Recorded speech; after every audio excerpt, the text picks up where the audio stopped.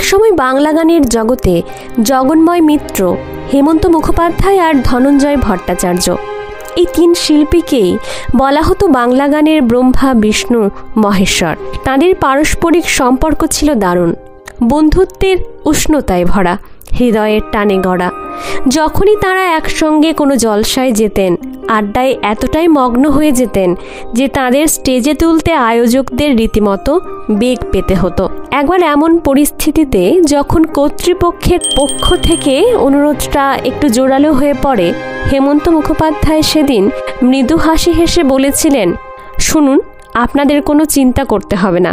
যারা গান শুনতে এসেছেন তারা আমাদের গান না শুনে যাবেন না, আমাদের আরেকটু না হয় আড্ডা দিতে দেন।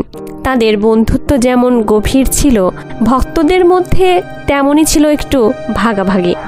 তবু সেই প্রতিযোগিতার গন্ধটুকুও কখনো তাদের সম্পর্ককে বিন্দুমাত্র আঁচড় দিতে পারেনি।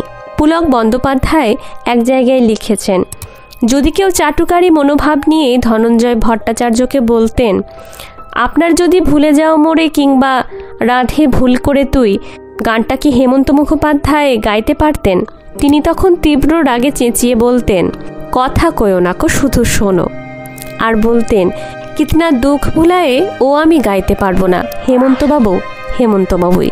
এত শ্রদ্ধা, এতটাই গভীর মুগ্ধতা। জীবনে গানের জন্য ধনঞ্জয়বাবু দুজনকে ঈর্ষা করতেন।